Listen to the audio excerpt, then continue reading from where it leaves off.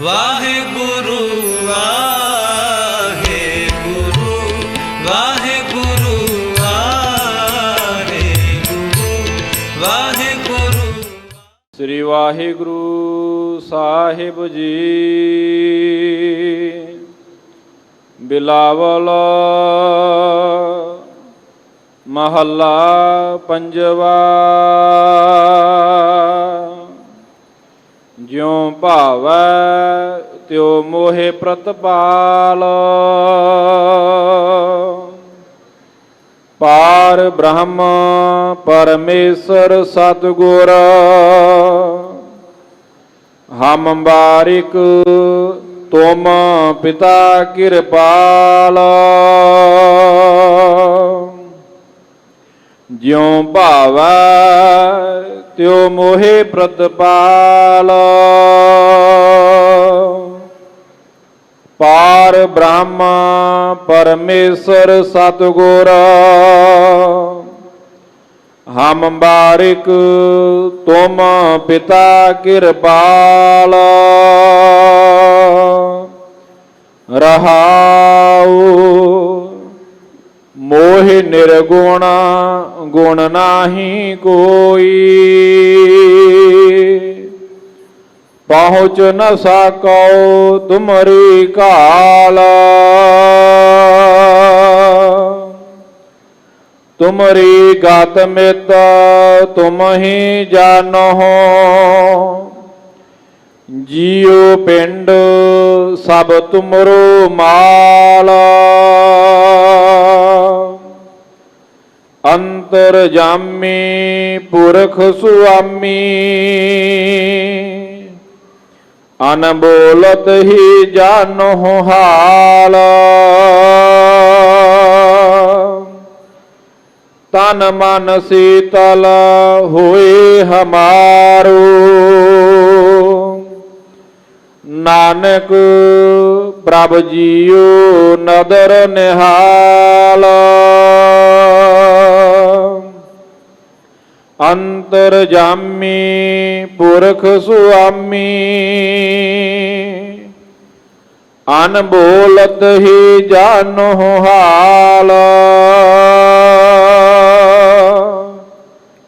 ਤਨ ਮਨ ਸੀਤਲ ਹੋਏ ਹਮਾਰੋ। ਨਾਨਕ ਪ੍ਰਭ ਜੀਉ ਨਦਰ ਨਿਹਾਲ। ਵਾਹਿਗੁਰੂ ਜੀ ਕਾ ਖਾਲਸਾ ਵਾਹਿਗੁਰੂ ਜੀ ਕੀ ਫਤਿਹ। ਪਰਮ ਸਨਮਾਨੀ ਯੋਗ ਜੁਗੋ ਜੁਗ ਟਲ ਚਵਰ ਛਤਰ ਤਖਤ ਦੇ ਮਾਲਿਕ। ਦਇਆ ਸਿੰਧ ਕਿਰਪਾ ਨਿਧ ਗੁਰਤਾ ਗੱਦੀ ਤੇ ਵਿਰਾਜਮਾਨ ਸਤਿਗੁਰੂ।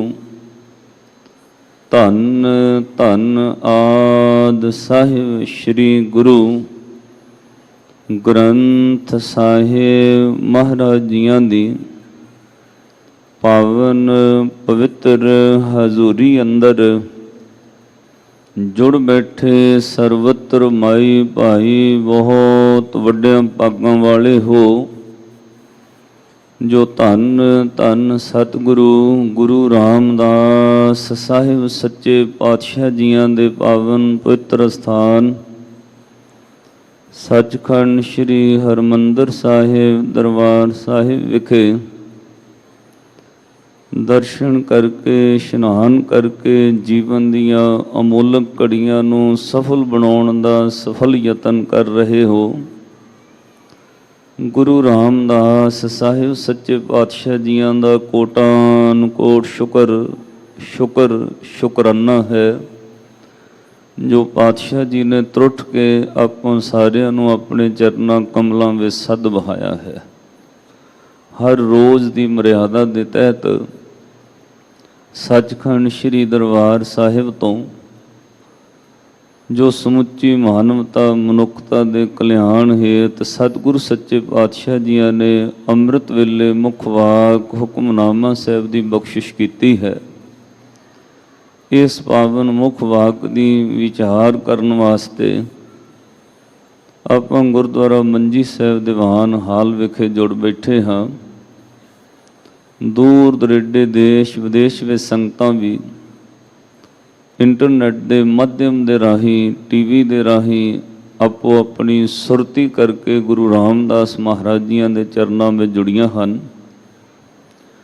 ਅੱਜ ਦਾ ਜੋ ਪਾਵਨ ਮੁੱਖ ਵਾਕ ਸਤਿਗੁਰ ਜੀਆਂ ਨੇ ਬਖਸ਼ਿਸ਼ ਕੀਤਾ ਹੈ, ਇਹ ਪਾਵਨ ਸ਼ਬਦ ਬਿਲਾਵਲ ਰਾਗ ਦੇ ਅੰਦਰ ਸ਼੍ਰੀ ਗੁਰੂ ਅਰਜਨ ਦੇਵ ਮਹਾਰਾਜ ਪੰਚਮ ਪਾਤਸ਼ਾਹ ਜੀਆਂ ਦਾ ਉਚਾਰਨ ਕੀਤਾ ਹੋਇਆ ਔਰ ਧੰਨ ਸ਼੍ਰੀ ਗੁਰੂ ਗ੍ਰੰਥ ਸਾਹਿਬ ਮਹਾਰਾਜ ਜੀਆਂ ਦੇ ਪਾਵਨ ਅੰਗ 828 ਉੱਤੇ ਸੁਭਾਇਮਾਨ ਹੈ।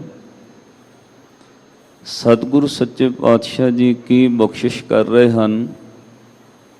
ਆਓ ਪਾਤਸ਼ਾਹ ਜੀ ਦੀਆਂ ਬਖਸ਼ਿਸ਼ਾਂ ਆਪਣੀ ਹਿਰਦੇ ਰੂਪੀ ਝੋਲੀ ਵਿੱਚ ਪੈ ਸਕਣ। ਸਭ ਤੋਂ ਪਹਿਲਾਂ ਗੁਰੂ ਗ੍ਰੰਥ ਸਾਹਿਬ ਮਹਾਰਾਜ ਜੀਆਂ ਦੇ ਚਰਨਾਂ ਵਿੱਚ ਹਾਜ਼ਰੀ ਲਾ ਕੇ ਇਹ ਮੰਗ ਕਰੀਏ, ਪਾਤਸ਼ਾਹ ਜੀ ਜਿੱਥੇ ਤੁਸੀਂ ਸਰੀਰ ਕਰਕੇ ਸਾਨੂੰ ਬਿਠਾਇਆ ਹੈ, ਉੱਥੇ ਹੁਣ ਮਹਾਰਾਜ ਜੀ ਸੁਰਤੀ ਕਰਕੇ ਵੀ ਆਪਣੇ ਚਰਨਾਂ ਵਿੱਚ ਟਿਕਾਓ। ਇੱਕ ਵਾਰ ਸਾਰੀ ਸੰਗਤ ਸਤਿਗੁਰੂ ਗੁਰੂ ਗ੍ਰੰਥ ਸਾਹਿਬ ਮਹਾਰਾਜ ਜੀਆਂ ਦੇ ਚਰਨਾਂ ਦਾ ਧਿਆਨ ਧਰ ਕੇ ਹਾਜ਼ਰੀ ਲਾਓ।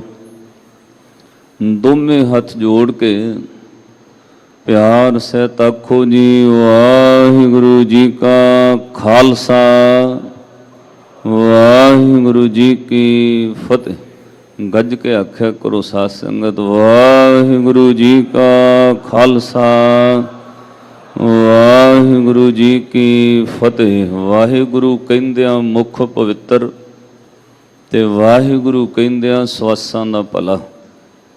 ਜਿਹੜੇ ਸਵਾਸ ਨਾਲ ਆਪਾਂ ਵਾਹਿਗੁਰੂ ਕਹਿੰਦੇ, ਉਹ ਸਵਾਸ ਸਫਲ ਹੋ ਜਾਂਦਾ।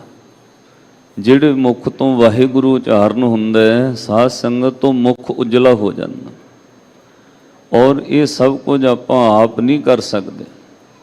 ਗੁਰੂ ਦੀ ਨਦਰ ਕਿਰਪਾ ਬਖਸ਼ਿਸ਼ ਮਹਿਰਮਤ ਹੋਵੇ, ਫਿਰ ਆਪਾਂ ਸਰੀਰ ਕਰਕੇ ਸੰਗਤ ਵਿੱਚ ਜੁੜ ਸਕਦੇ ਹਾਂ ਔਰ ਫਿਰ ਹੀ ਰਸਨਾ ਕਰਕੇ ਆਪਾਂ ਜਪ ਸਕਦੇ ਹਾਂ ਸਤਨਾਮ ਸ੍ਰੀ ਵਾਹਿਗੁਰੂ, ਜੇ ਕਿਰਪਾ ਹੋਵੇ।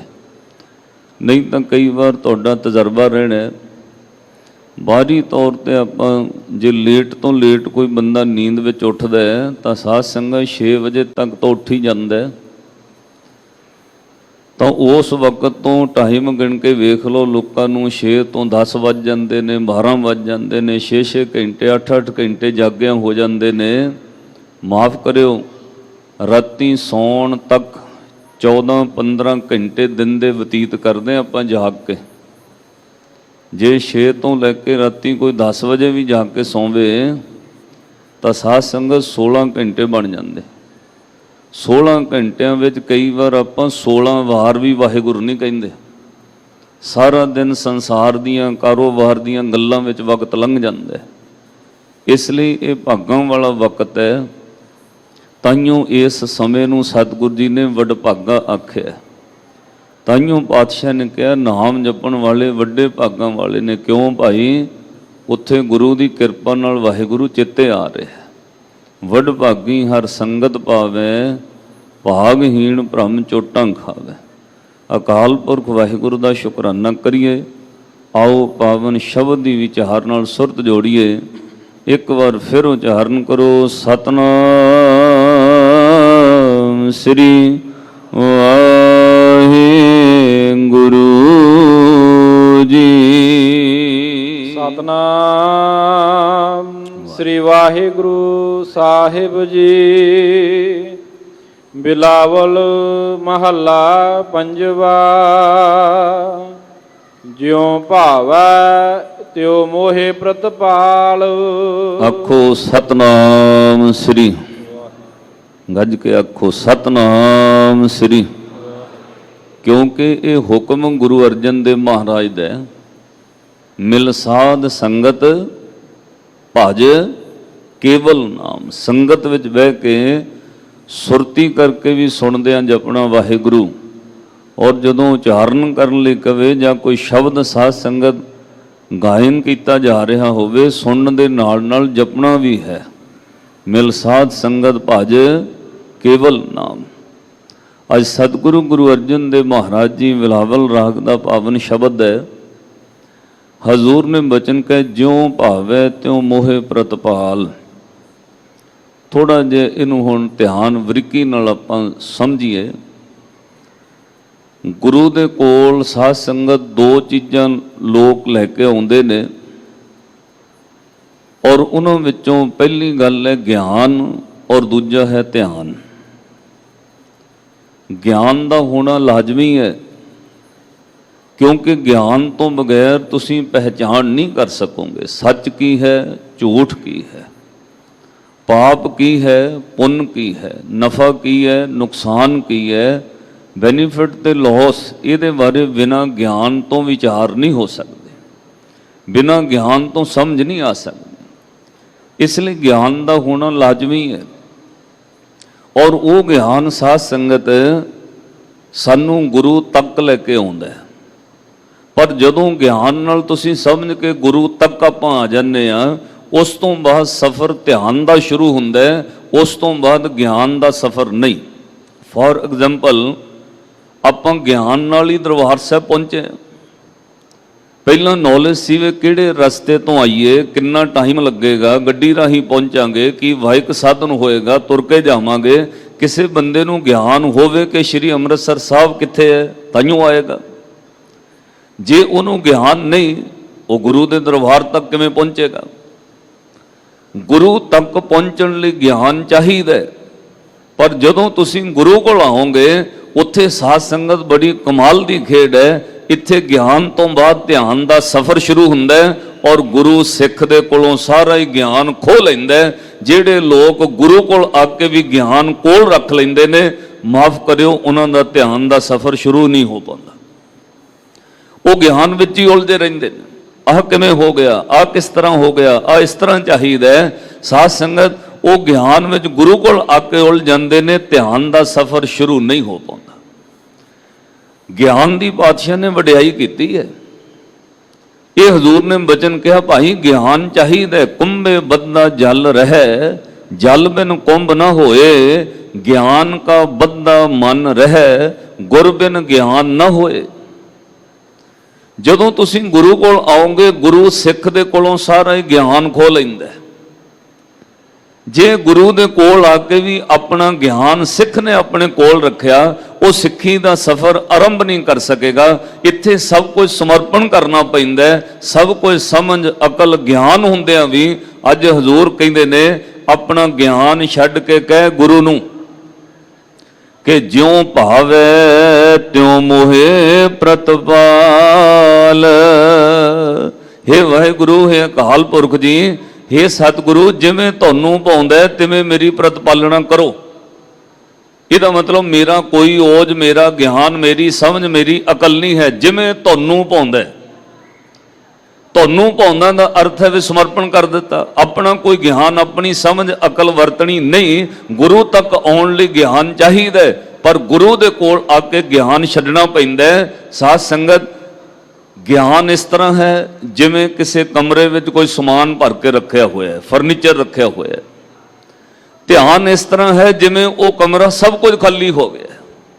ਜਿੰਨੀ ਦੇਰ ਉਸ ਕਮਰੇ ਵਿੱਚ ਸਮਾਨ ਭਰਿਆ, ਉਨੀ ਦੇਰ ਤੁਹਾਡਾ ਧਿਆਨ ਉਸ ਸਮਾਨ ਵੱਲ ਜਾਂਦਾ ਹੈ। ਇਹ ਕਿਸ ਚੀਜ਼ ਦਾ ਬਣਿਆ, ਕਿਹੜੀ ਲੱਕੜ ਦਾ ਬਣਿਆ, ਕਿਹੜੇ ਲੋਹੇ ਦਾ ਬਣਿਆ, ਕੀ ਲੱਗਿਆ ਹੋਇਆ, ਉਨੀ ਦੇਰ ਤੁਹਾਡਾ ਧਿਆਨ ਉਹ ਕਮਰੇ ਵਿੱਚ ਪਏ ਹੋਏ ਸਮਾਨ ਦੀਆਂ ਧਾਤਾਂ ਵੱਲ ਗਿਆਨ ਰੂਪ ਵਿੱਚ ਜਾਂਦਾ ਹੈ। ਔਰ ਜਦੋਂ ਧਿਆਨ ਸਫ਼ਰ ਸ਼ੁਰੂ ਹੁੰਦਾ ਹੈ, ਮਨ ਨੂੰ ਕਮਰੇ ਚੋਂ ਸਭ ਕੁਝ ਕੱਢ ਦਿੱਤਾ। ਫਿਰ ਇਸ ਤਰ੍ਹਾਂ ਹੈ, ਜਦੋਂ ਅੰਦਰ ਹਿਰਦੇ ਦੇ ਕਮਰੇ ਚੋਂ ਗਿਆਨ ਸਾਰਾ ਹੀ ਕੱਢ ਦਿੱਤਾ, ਮੈਨੂੰ ਕੁਝ ਵੀ ਨਹੀਂ ਪਤਾ, ਉਦੋਂ ਸਾਧ ਸੰਗਤ ਹਉਮੈ ਮੁੱਕ ਜਾਂਦੀ ਹੈ, ਸਿਰਫ ਨਿਰੰਕਾਰ ਰਹਿ ਜਾਂਦਾ ਹੈ। ਔਰ ਇਹ ਯਾਦ ਰੱਖਿਓ, ਉਦੋਂ ਸਾਧ ਸੰਗਤ ਮੈਂ ਮੁੱਕ ਜਾਂਦੀ ਹੈ, ਸਿਰਫ ਉਹੀ ਰਹਿ ਜਾਂਦਾ ਹੈ। ਉੱਥੋਂ ਧਿਆਨ ਦਾ ਸਫ਼ਰ ਸ਼ੁਰੂ ਹੁੰਦਾ ਹੈ। ਜਿੰਨੀ ਦੇਰ ਮੈਂ ਨਾ ਮੁੱਕੇ, ਗਿਆਨ ਨਾ ਮੁੱਕੇ, ਉਨੀ ਦੇਰ ਧਿਆਨ ਦਾ ਸਫ਼ਰ ਸ਼ੁਰੂ ਨਹੀਂ ਹੋਏਗਾ। ਇਸ ਲਈ ਗੁਰੂ ਦੇ ਕੋਲ ਆ ਕੇ ਸਿੱਖ ਨੇ ਗਿਆਨ ਛੱਡ ਦੇਣਾ, ਔਰ ਗੁਰੂ ਦੇ ਕੋਲੋਂ ਧਿਆਨ ਭਾਵ ਬਿਲਕੁਲ ਸ਼ੂਨਿਆ, ਖਾਲੀ ਹੋ ਜਾਣਾ। ਇਹਦੀ ਹੁਣ ਸਾਦੀ ਜਿਹੀ ਇੱਕ ਉਦਾਹਰਨ ਸਮਝਿਓ। ਭਾਈ ਲਹਿਣਾ ਸਾਹਿਬ ਧੰਨ ਗੁਰੂ ਅੰਗਦ ਦੇ ਮਹਾਰਾਜ ਸੱਚੇ ਪਾਤਸ਼ਾਹ ਭਾਈ ਲਹਿਣਾ ਜੀ ਪੜ੍ਹੇ ਲਿਖੇ ਨੇ, ਬਾਣੀਏ ਖੱਤਰੀਆਂ ਦੇ ਪੁੱਤਰ ਨੇ, ਸਾਧ ਸੰਗਤ 19-20 ਵਰੇ ਦੁਕਾਨ ਕੀਤੀ ਹੈ, ਹਿਸਾਬ ਕਿਤਾਬ ਵਪਾਰ ਕੀਤਾ ਹੈ, ਕਿਵੇਂ ਬੈਨੀਫਿਟ ਹੁੰਦਾ ਹੈ, ਲਾਭ ਕਿਵੇਂ ਹੁੰਦਾ ਹੈ, ਸੌਦਾ ਕਿਵੇਂ ਲੈਣਾ ਹੈ, ਕਿਵੇਂ ਵੇਚਣਾ ਹੈ। ਇਹਦਾ ਮਤਲਬ ਬੜਾ ਪੜ੍ਹਿਆ ਲਿਖਿਆ ਕੰਮ ਹੈ। ਗਿਆਨਵਾਨ ਪੜ੍ਹਿਆ ਲਿਖਿਆ ਬੰਦਾ ਹੀ ਕੋਈ ਦੁਕਾਨ ਕਰ ਸਕਦਾ ਹੈ, ਉਹਨੂੰ ਪੂਰੀ ਨੌਲੇਜ ਹੋਵੇ ਵਪਾਰ ਦੀ, ਬਿਜ਼ਨਸ ਦੀ।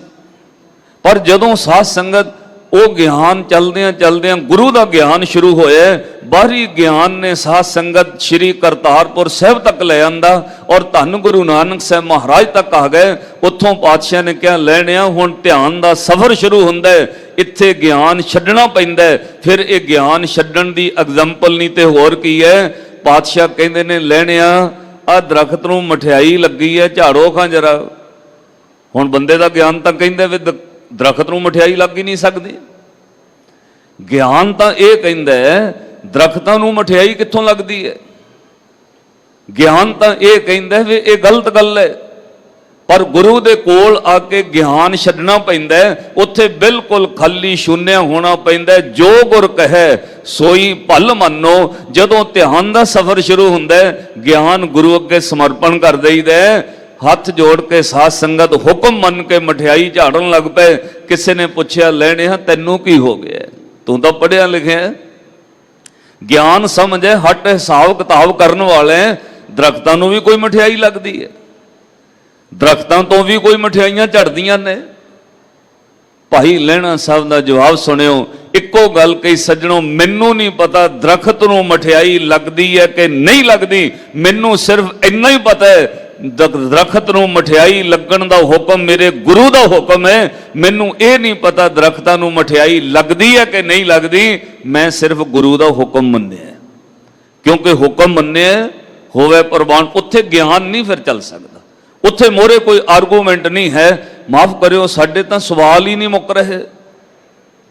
ਕਿੰਨੇ ਦਹਾਕੇ ਗੁਜ਼ਰ ਗਏ, ਸਾਡੇ ਸਵਾਲ ਖਤਮ ਨਹੀਂ ਹੋਏ। ਅਜੇ ਤੱਕ ਕੋਈ ਉਹ ਸਵਾਲ 20-20 ਸਾਲ ਤੋਂ ਲੋਕਾਂ ਦਾ ਖੜਾ, ਆ ਕਿਸ ਤਰ੍ਹਾਂ ਹੈ ਜੀ, ਆ ਕਿਸ ਤਰ੍ਹਾਂ ਹੈ। ਗਿਆਨ ਗੁਰੂ ਕੋਲ ਆ ਕੇ ਛੱਡ ਦਈਦਾ, ਧਿਆਨ ਦਾ ਸਫ਼ਰ ਸ਼ੁਰੂ ਹੋ ਜਾਂਦਾ, ਉੱਥੇ ਸਭ ਕੁਝ ਛੱਡਣਾ ਪੈਂਦਾ। ਜਰਮਨੀ ਦਾ ਇੱਕ ਵਿਗਿਆਨੀ, ਇੱਕ ਬਹੁਤ ਵੱਡਾ ਜਰਮਨ ਦਾ ਸਾਧੂ ਹੋਇਆ ਰਮਨ, ਉਹਦੇ ਕੋਲ ਆਇਆ। ਉਹ ਕਹਿੰਦਾ ਜੀ ਮੈਂ ਬਹੁਤ ਵੱਡਾ ਵਿਗਿਆਨੀ ਹੈ, ਕੁਦਰਤ ਦਾ ਖੋਜੀ ਹੈ, ਬਾਹਰੋਂ ਖਗੋਲ ਭੂਗੋਲ ਦਾ ਵਿਗਿਆਨ ਰੱਖਦਾ, ਮੈਂ ਤੁਹਾਡੇ ਕੋਲੋਂ ਹੁਣ ਰੱਬ ਦਾ ਰਾਹ ਸਿੱਖਣ ਵਾਸਤੇ ਆਇਆ।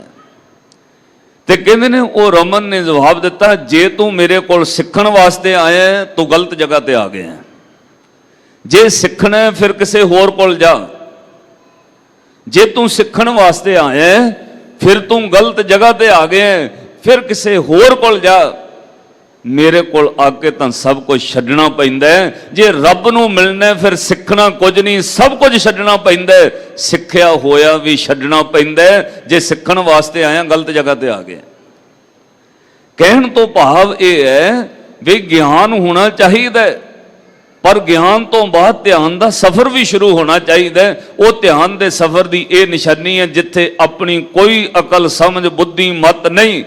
ਗੁਰੂ ਨੂੰ ਇਦਾਂ ਹੀ ਕਹਿਣਾ, ਜਿਉਂ ਭਾਵੈ ਤਿਉਂ ਮੋਹਿ ਪ੍ਰਤਪਾਲ। ਜਿਵੇਂ ਤੁਹਾਨੂੰ ਭਾਉਂਦਾ ਵਸ ਰੱਖ ਲਓ। ਇੱਥੇ ਕੋਈ ਆਪਣਾ ਗਿਆਨ ਹੈ, ਇਹ ਵੀ ਨਹੀਂ ਪੁੱਛਿਆ ਗਿਆ ਮਹਾਰਾਜ ਮੈਨੂੰ ਕੋਈ ਪਾਠ ਦੇ ਦਿਓ, ਮੈਨੂੰ ਕੋਈ ਮਹਾਰਾਜ ਜੁਗਤ ਦੇ ਦਿਓ, ਮੈਨੂੰ ਕੋਈ ਜਾਪ ਦੱਸ ਦਿਓ।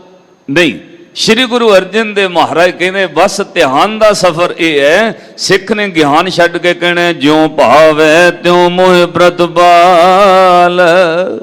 ਸਾਧ ਸੰਗਤ ਜਿਨ੍ਹਾਂ ਦਾ ਧਿਆਨ ਦਾ ਸਫ਼ਰ ਸ਼ੁਰੂ ਹੋਇਆ ਉਹ ਅਥਾਹ ਨਿਮਰਤਾ ਵਿੱਚ ਚਲੇ ਗਏ। ਇੱਕ ਚੀਜ਼ ਹੋਰ ਸਮਝਿਓ, ਗਿਆਨ ਹਉਮੈ ਪੈਦਾ ਕਰਦਾ, ਗਿਆਨ ਛੱਡ ਦੋਗੇ ਨਿਮਰਤਾ ਪੈਦਾ ਹੁੰਦੀ। ਇਹਦਾ ਭਾਵ ਅਰਥ ਇਹ ਵੀ ਨਾ ਲਿਓਗੇ ਪੜ੍ਹਨਾ ਨਹੀਂ ਚਾਹੀਦਾ, ਸੁਣਨਾ ਨਹੀਂ ਚਾਹੀਦਾ, ਸਿੱਖਣਾ ਨਹੀਂ ਚਾਹੀਦਾ, ਉਹ ਇੱਕ ਅਲੱਗ ਵਿਸ਼ਾ ਹੈ। ਪਰ ਸਭ ਕੁਝ ਸੁਣਨ ਪੜ੍ਹਨ ਸਿੱਖਣ ਤੋਂ ਬਾਅਦ ਅੱਗੇ ਸਫ਼ਰ ਸ਼ੁਰੂ ਹੁੰਦਾ ਹੈ। ਸਿੱਖਣਾ ਹੀ ਇਹ ਹੈ ਕਿ ਮੇਰਾ ਮੁਝ ਮੈਂ ਕਿਛ ਨਹੀਂ। ਸਿੱਖਣਾ ਹੀ ਇਹ ਹੈ ਕਿ ਜੋ ਕਿਛ ਹੈ ਸੋ ਤੇਰਾ, ਤੇਰਾ ਤੁਝ ਕੋ ਸੌਂਪ ਤੇ ਕਿਆ ਲੱਗੇ ਮੇਰਾ। ਜਦੋਂ ਆਹ ਕੋਈ ਸਿੱਖ ਲੈਂਦਾ ਉਦੋਂ ਸਾਧ ਸੰਗਤ ਧਿਆਨ ਦਾ ਸਫ਼ਰ ਸ਼ੁਰੂ ਹੁੰਦਾ। ਇਹ ਯਾਦ ਰੱਖਿਓ, ਬਾਹਰੀ ਤੌਰ ਤੇ ਗਿਆਨ ਹੋਣਾ ਚਾਹੀਦਾ, ਪਰ ਧਿਆਨ ਦਾ ਸਫ਼ਰ ਸ਼ੁਰੂ ਹੋਵੇ ਉਦੋਂ ਗਿਆਨ ਦਾ ਹੰਕਾਰ ਛੱਡਣਾ ਪੈਂਦਾ। ਭਾਈ ਵੀਰ ਸਿੰਘ ਹੋਰਾਂ ਇੱਕ ਰਬਾਈ ਲਿਖੀ ਹੈ, ਉਹ ਕਹਿੰਦੇ ਮੈਂ ਬੜਾ ਗਿਆਨ ਇਕੱਠਾ ਕੀਤਾ, ਜਿੱਥੇ ਕਿਸੇ ਨੇ ਦੱਸਿਆ ਉਹਦੇ ਕੋਲੋਂ ਸਿੱਖਦਾ ਰਿਹਾ ਧਰਮ ਦਾ ਗਿਆਨ। ਔਰ ਸਿੱਖ ਧਰਮ ਦੇ ਅੰਦਰ ਸਾਧ ਸੰਗਤ ਅਸੀਂ ਭਾਈ ਵੀਰ ਸਿੰਘ ਹੋਰਾਂ ਨੂੰ ਸੰਤ ਕਵੀ ਮੰਨਦੇ ਹਾਂ। ਕਿਉਂ? ਉਹਨਾਂ ਦੀਆਂ ਰੁਬਾਈਆਂ ਜਿਹੜੀਆਂ ਨੇ, ਲਿਖਤਾਂ ਜਿਹੜੀਆਂ ਨੇ, ਉਹ ਟੁੱਟੀਆਂ ਸੁਰਤਾਂ ਨੂੰ ਰੱਬ ਵੱਲ ਦੇ ਪਾਸੇ ਪ੍ਰੇਰਦੀਆਂ ਨੇ, ਜੋੜਦੀਆਂ ਨੇ ਰੱਬ ਨਾਲ। ਉਹਨਾਂ ਇੱਕ ਰਵਾਈ ਲਿਖੀ, ਕਹਿੰਦੇ ਸਿਰ ਕੱਚ ਕੌਲ ਬਣਾ ਹੱਥ ਲੀਤਾ, ਪੜਿਆਂ ਦੁਆਰੇ ਫਿਰਿਆ, ਬੜਾ ਗਿਆਨ ਇਕੱਠਾ ਕੀਤਾ। ਦਰ ਦਰ ਦੇ ਟੁੱਕ ਮੰਗ ਮੰਗ ਪਾਏ, ਤੁੰਨ ਤੁੰਨ ਕੇ ਇਹ ਭਰਿਆ, ਭਰਿਆ ਵੇਖ ਅਫਰਿਆ ਮੈਸਾ, ਕੁਝ ਸਾਲਾਂ ਬਾਅਦ ਅਫਰ ਗਿਆ, ਮੈਨੂੰ ਤਾਂ ਗਿਆਨ ਹੀ ਬਹੁਤ ਆ ਗਿਆ। ਹੁਣ ਤਾਂ ਜਿਹਦੇ ਨਾਲ ਮਰਜ਼ੀ ਬਹਿਸ ਕਰ ਲਓ, ਜਿਹਦੇ ਨਾਲ ਮਰਜ਼ੀ ਕੋਈ ਮੇਰੇ ਨਾਲ ਵਿਚਾਰ ਕਰ ਲੈ, ਜਿੱਥੋਂ ਮਰਜ਼ੀ ਕੋਈ ਆ ਕੇ ਵਿਚਾਰ ਕਰੇ, ਕਹਿੰਦੇ ਅਫਰ ਗਿਆ ਮਨ, ਵਿਗਿਆਨ ਬੜਾ ਹੈ। ਕਈ ਵਾਰ ਇਸ ਗੱਲ ਦੀ ਵੀ ਅਫਰ ਅੰਦਰ ਜਾਂਦਾ ਬੰਦਾ, ਮੈਨੂੰ ਤਾਂ 20 ਸਾਲ ਹੋ ਗਏ ਜੀ ਕਥਾ ਕਰਦੇ ਆ, ਮੈਨੂੰ ਤਾਂ 40 ਸਾਲ ਹੋ ਗਏ ਜੀ ਇਸ ਪੀਰੀਅਡ ਵਿੱਚ। ਇੱਥੇ ਸਾਲਾਂ ਦਾ ਕੋਈ ਤਕਾਜ਼ਾ ਨਹੀਂ, ਨਾ ਸਨਿਓਰਟੀ, ਨਾ ਕੋਈ ਰਿਜ਼ਰਵੇਸ਼ਨ। ਇੱਥੇ ਜਿੰਨੀ ਜਲਦੀ ਕੋਈ ਢਹਿ ਜਾਏ ਉਨੀ ਜਲਦੀ ਗੁਰੂ ਨਾਨਕ ਨੂੰ ਆਪਣਾ ਬਣਾ ਲੈਂਦੇ ਨੇ। ਗਿਆਨ ਦਾ ਹੰਕਾਰ ਛੱਡਣਾ ਪੈਂਦਾ। ਕਹਿੰਦੇ ਦਰ ਦਰ ਦੇ ਟੁੱਕ ਮੰਗ ਮੰਗ ਪਾਏ, ਤੁੰਨ ਤੁੰਨ ਕੇ ਭਰਿਆ, ਭਰਿਆ ਵੇਖ ਅਫਰਿਆ ਮੈਸਾਂ, ਜਾਣਾ ਪੰਡਤ ਹੋਇਆ। ਚਿੱਤ ਚਾਹਿਆ ਹੁਣ ਮੈਂ ਗਿਆਨੀ ਹੋ ਗਿਆ, ਜਾਣਾ ਪੰਡਤ ਹੋਇਆ। ਕਹਿੰਦੇ ਫਿਰ ਇਹ ਅਫਰ ਗਿਆ ਮਨ ਗਿਆਨ ਨਾਲ, ਕਿ ਮੈਨੂੰ ਤਾਂ ਬਹੁਤ ਗਿਆਨ ਹੈ। ਪਰ ਇੱਕ ਦਿਨ ਫਿਰ ਐਸਾ ਆਇਆ, ਜਿੱਦਣ ਮੈਂ ਗੁਰੂ ਦੇ ਅੱਗੇ ਇਹ ਭਰਿਆ ਗਿਆਨ ਦਾ ਕਚਕੌਲ ਰੱਖਿਆ, ਜਿੱਦਣ ਸੁਰਤੀ ਨੇ ਗਿਆਨ ਛੱਡ ਕੇ ਧਿਆਨ ਦਾ ਸਫ਼ਰ ਸ਼ੁਰੂ ਕੀਤਾ, ਉਦਣ ਸਿਰ ਗੁਰੂ ਗ੍ਰੰਥ ਸਾਹਿਬ ਦੇ ਚਰਨਾਂ ਵਿੱਚ ਰੱਖਿਆ। ਗੁਰੂ ਗ੍ਰੰਥ ਸਾਹਿਬ ਚੋਂ ਆਵਾਜ਼ ਆਈ, ਮੈਨੂੰ ਬਹੁਤੇ ਗਿਆਨੀਆਂ ਦੀ ਲੋੜ ਨਹੀਂ, ਮੈਨੂੰ ਤੇਰੇ ਗਿਆਨ ਦੀ ਜ਼ਰੂਰਤ ਨਹੀਂ। ਸੱਜਣਾ, ਜਿਹੜਾ ਗਿਆਨ ਪੜ੍ਹ ਕੇ ਹੰਕਾਰ ਵਿੱਚ ਆ ਜਾਏ, ਉਹ ਗੁਰੂ ਗ੍ਰੰਥ ਸਾਹਿਬ ਜੀ ਦੀ ਨਜ਼ਰ ਵਿੱਚ ਮੂਰਖ ਹੈ, ਪੜਿਆ ਹੋਇਆ ਨਹੀਂ ਹੈ। ਇੱਕ ਦਿਨ ਕੱਚ ਕੌਲ ਲੈ ਗਿਆ, ਜਾ ਮੁਰਸ਼ਦ ਦੇ ਧਰਿਆ। ਜਦੋਂ ਗੁਰੂ ਅੱਗੇ ਸਿਰ ਝੁਕਾਇਆ, ਅੰਦਰੋਂ ਆਵਾਜ਼ ਆਈ ਕਿ ਪੜਿਆ ਮੂਰਖ ਆਖੀਐ, ਜਿਸ ਲੱਭ ਲੋਭ ਅਹੰਕਾਰਾ। ਮੇਰੀ ਨਜ਼ਰ ਤਾਂ ਪੜਿਆ ਮੂਰਖ ਹੈ, ਇਹ ਗੱਲ ਗੁਰੂ ਨੇ ਕਹੀ। ਇੱਕ ਦਿਨ ਕੱਚ ਕੌਲ ਲੈ ਗਿਆ, ਜਾ ਮੁਰਸ਼ਦ ਦੇ ਧਰਿਆ। ਝੂਠ ਝੂਠ ਕਰਿਓ ਸੋ ਲਟਾਇਆ, ਸਾਰਾ ਖਾਲੀ ਕਰਿਆ। ਕਹਿੰਦੇ ਫਿਰ ਮਲ ਮਲ ਕੇ ਫਿਰ ਧੋਤਾ ਇਸ ਨੂੰ। ਗੁਰੂ ਨੇ ਕਿਹਾ ਸੇਵਾ ਕਰ ਜਾ, ਬਾਹਰੋਂ ਭਾਂਡੇ ਮਹਾਂ ਤੇਰੀ ਅੰਦਰ ਦੀ ਸੁਰਤ ਮੰਜੀ ਜਾਵੇ, ਜੋੜੇ ਝਾੜ ਕਿਸੇ ਦੇ ਤੇਰੀ ਅੰਦਰ ਦੀ ਮਹਿਲ ਉਤਰ ਜਾਏ, ਤੇਰੇ ਅੰਦਰ ਨਿਮਰਤਾ ਪੈਦਾ ਹੋ ਜਾਏ। ਮਲ ਮਲ ਕੇ ਫਿਰ ਧੋਤਾ ਇਸ ਨੂੰ, ਮੈਲ ਇਲਮ ਦੀ ਲਾਹੀ। ਇਹਦਾ ਮਤਲਬ ਗਿਆਨ ਦੀ ਵੀ ਮੈਲ ਲੱਗਦੀ ਹੈ। ਵੇਖੋ ਇਹ ਕੱਚ ਕੌਲ ਲਿਸ਼ਕਿਆ, ਵਾਂਗ ਕਮਲ ਦੇ ਖਿਲਿਆ। ਕਹਿੰਦੇ ਗੁਰੂ ਨੇ ਕਮਲ ਦੀ ਤਰ੍ਹਾਂ ਖਿਲਾਰ ਦਿੱਤਾ, ਐ ਲਿਸ਼ਕਾ ਦਿੱਤਾ। ਜਿਹੜਾ ਮੈਲ ਨਾਲ ਭਰਿਆ ਸੀ, ਜਿਹੜਾ ਕਹਿੰਦਾ ਸੀ ਮੈਂ ਗਿਆਨੀ ਬਹੁਤ ਹੈ, ਹੁਣ ਉਹ ਕਹਿੰਦਾ ਨਾ ਹਮ ਕੀਆ ਨਾ ਕਰਾਂਗੇ, ਨਾ ਕਰ ਸਕੇ ਸਰੀਰ, ਜੋ ਕਿਛ ਕੀਆ ਸੋ ਹਰ ਕੀਆ, ਭਇਓ ਕਬੀਰ ਕਬੀਰ। ਸ਼੍ਰੀ ਗੁਰੂ ਨਾਨਕ ਸਾਹਿਬ ਮਹਾਰਾਜ ਸੱਚੇ ਪਾਤਸ਼ਾਹ ਭਾਈ ਗੁਰਦਾਸ ਸਾਹਿਬ ਲਿਖਦੇ ਨੇ ਵੀ ਸੱਚਖੰਡ ਗਏ ਤੇ ਰੋਜ਼ ਸੱਚਖੰਡ ਚੋਂ ਕੀ ਲਿਆਉਂਦੇ ਨੇ ਜਾ ਕੇ, ਆਪਣੇ ਸਿੱਖਾਂ ਨੂੰ ਵਰਤਾਉਣ ਵਾਸਤੇ ਦੋ ਚੀਜ਼ਾਂ। ਰੱਬ ਨੂੰ ਕਿਹਾ, ਹੇ ਅਕਾਲ ਪੁਰਖ, ਸਭ ਤੋਂ ਕੀਮਤੀ ਚੀਜ਼ ਬਖਸ਼ਿਸ਼ ਕਰ। ਅਕਾਲ ਪੁਰਖ ਰੱਬ ਦੀ ਦਰਗਾਹ ਚੋਂ ਸਭ ਤੋਂ ਕੀਮਤੀ ਵਸਤ ਗੁਰੂ ਨਾਨਕ ਸਾਹਿਬ ਮਹਾਰਾਜ ਨੇ ਲਿਆਂਦੀ। ਰੱਬ ਨੇ ਕਿਹਾ ਸਭ ਤੋਂ ਕੀਮਤੀ ਵਸਤੂ ਹੈ ਨੌ ਨਿਧ ਨਾਮ। ਅਕਾਲ ਪੁਰਖ ਵਾਹਿਗੁਰੂ ਜੀ ਦਾ ਅੰਮ੍ਰਿਤ ਨਾਮ ਸਭ ਤੋਂ ਕੀਮਤੀ ਹੈ।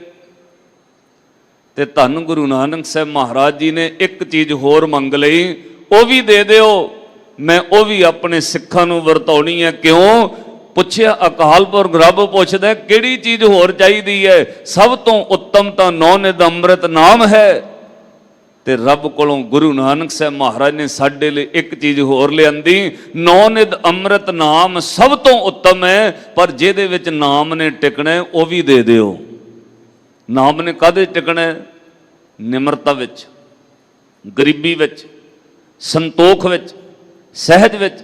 ਇਸੇ ਲਈ ਭਾਈ ਗੁਰਦਾਸ ਜੀ ਲਿਖਦੇ, ਬਾਬਾ ਪੈਂਦਾ ਸੱਚਖੰਡ ਕੀ ਲਿਆਂਦਾ? ਨੌ ਨਿਦ ਨਾਮ ਗਰੀਬੀ ਪਾਈ। ਸਿੱਖਾ ਹੰਕਾਰ ਛੱਡ ਕੇ ਨਿਮਰਤਾ ਦਾ ਭਾਂਡਾ ਚਾਹੀਦਾ ਜਿਹਦੇ ਵਿੱਚ ਗੁਰੂ ਦਾ ਦਿੱਤਾ ਉਹ ਸ਼ਬਦ ਨਾਮ ਟਿਕਣਾ। ਬਿਨਾਂ ਸਹਿ ਸੰਤੋਖ ਨਿਮਰਤਾ ਤੋਂ ਸ਼ਬਦ ਨਹੀਂ ਟਿਕੇਗਾ। ਨਾਮ ਕੀਮਤੀ ਹੈ ਪਰ ਉਹ ਭਾਂਡਾ ਵੀ ਕੀਮਤੀ ਹੈ ਜਿਹਦੇ ਵਿੱਚ ਟਿਕਦਾ। ਉਹ ਭਾਂਡਾ ਵੀ ਚਾਹੀਦਾ ਜਿਹਦੇ 'ਚ ਨਾਮ ਟਿਕਣਾ। ਇੱਕ ਉਦਾਹਰਨ ਕਹਿ ਕੇ ਆਪਾਂ ਸ਼ਬਦ ਦੇ ਅੱਗੇ ਚਲੀਏ।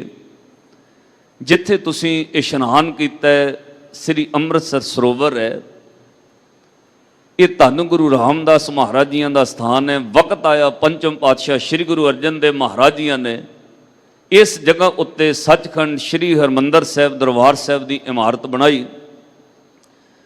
ਇਤਿਹਾਸ ਤੁਹਾਨੂੰ ਪਤਾ ਹੈ, ਸਾਈਂ ਮੀਆਂ ਮੀਰ ਜੀ ਦੇ ਪਾਸੋਂ ਨੀਂਹ ਰਖਵਾ ਦਿੱਤੀ, ਇਮਾਰਤ ਤਿਆਰ ਹੋ ਗਈ। ਫਿਰ ਪਾਤਸ਼ਾਹ ਨੇ ਕਿਹਾ ਭਾਈ ਹੁਣ ਇਹਦੇ 4 ਚੁਫੇਰੇ ਇਸ ਸਰੋਵਰ ਵਿੱਚ ਜਲ ਛੱਡੀਏ। ਬਾਹਰੋਂ ਜਲ ਲਿਆ ਕੇ ਸਾਰਾ ਦਿਨ ਗੁਰੂ ਦੇ ਸਿੱਖ ਸਰੋਵਰ ਵਿੱਚ ਪਾਉਂਦੇ ਰਹੇ। ਜਦੋਂ ਖੂਹਾਂ ਤੋਂ ਜਲ ਲਿਆ ਕੇ ਸਰੋਵਰ ਵਿੱਚ ਭਰਦੇ ਰਹੇ, 4 ਚੁਫੇਰੇ ਇਮਾਰਤ ਦੇ ਬਣਿਆ ਛੋਟਾ ਸਰੋਵਰ, ਇਹਦੇ ਅੰਦਰ ਜਲ ਭਰ ਦਿੱਤਾ। ਜਲ ਨੱਕੋ ਨੱਕ ਭਰ ਗਿਆ। ਫਿਰ ਪਾਤਸ਼ਾਹ ਨੇ ਸਿੱਖਾਂ ਨੂੰ ਕਿਹਾ ਕੱਲ ਤੋਂ ਇਹਦੇ ਵਿੱਚ ਇਸ਼ਨਾਨ ਕਰਨਾ ਸ਼ੁਰੂ ਕਰੋ। ਸਰੋਵਰ ਭਰ ਕੇ ਕਹਿੰਦੇ ਨੇ ਸਿੱਖ ਆਰਾਮ ਕਰਨ ਸੌਂ ਗਏ। ਰਾਤ ਪੈ ਗਈ, ਸਵੇਰੇ ਉੱਠ ਕੇ ਇਸ਼ਨਾਨ ਕਰਾਂਗੇ। ਪਾਤਸ਼ਾਹ ਨੇ ਬਹੁਤ ਵੱਡਾ ਕੁੰਭ ਤਿਆਰ ਕੀਤਾ, ਬੜਾ ਵੱਡੀ ਬਖਸ਼ਿਸ਼ ਕਰਕੇ ਸਰੋਵਰ ਦਿੱਤਾ। ਪਰ ਜਦੋਂ ਸਵੇਰੇ ਸੰਗਤ ਜਾਗੀ, ਹੈਰਾਨੀ ਦੀ ਹੱਦ ਨਾ ਰਹੀ। ਰਾਤੋਂ ਰਾਤ ਸਰੋਵਰ ਵਿੱਚੋਂ ਸਾਰਾ ਹੀ ਪਾਣੀ ਸੁੱਕ ਗਿਆ। ਸਵੇਰੇ ਵੇਖਿਆ ਸਰੋਵਰ ਖਾਲੀ ਹੈ। ਸ੍ਰੀ ਗੁਰੂ ਅਰਜਨ ਦੇਵ ਮਹਾਰਾਜ ਪਾਤਸ਼ਾਹ ਆਉਂਦੇ ਨੇ, ਸਿੱਖ ਬੇਨਤੀ ਕਰਦੇ ਸੱਚੇ ਪਾਤਸ਼ਾਹ ਸਰੋਵਰ ਦਾ ਪਾਣੀ ਸੁੱਕ ਗਿਆ। ਮਹਾਰਾਜ ਇਹ ਕੀ ਘਟਨਾ ਘਟੀ? ਮਹਾਰਾਜ ਤੁਸੀਂ ਕਹਿੰਦੇ ਸੀ ਸਰੋਵਰ ਇਸ਼ਨਾਨ ਕਰਨ ਵਾਸਤੇ ਹੈ, ਇੱਥੇ ਇਸ਼ਨਾਨ ਕਰਾਂਗੇ। ਮਹਾਰਾਜ ਤੁਸੀਂ ਇੰਨੀਆਂ ਬਖਸ਼ਿਸ਼ਾਂ ਕੀਤੀਆਂ, ਜਲ ਸੁੱਕ ਗਿਆ ਸਰੋਵਰ ਦਾ।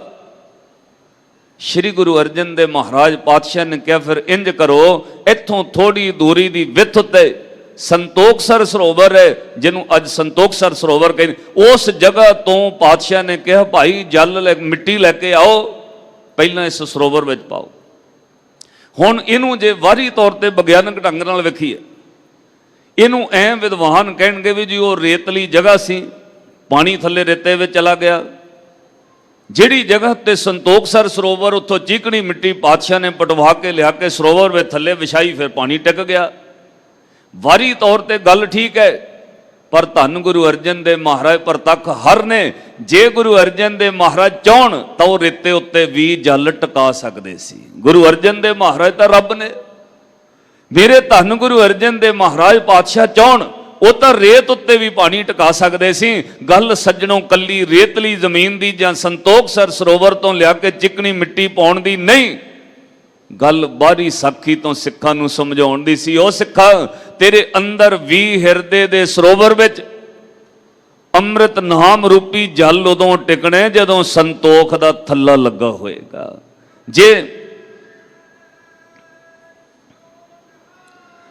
ਜੇ ਅੰਦਰ ਸੰਤੋਖ ਦਾ ਥੱਲਾ ਨਹੀਂ, ਸਹਿਜ ਦਾ ਥੱਲਾ ਨਹੀਂ, ਨਿਮਰਤਾ ਦਾ ਥੱਲਾ ਨਹੀਂ ਲੱਗਾ ਤਾਂ ਸੱਜਣਾ ਹਿਰਦੇ ਦੇ ਇਸ ਸਰੋਵਰ ਵਿੱਚ ਵੀ ਨਾਮ ਜਲ ਟਿਕਣਾ ਨਹੀਂ।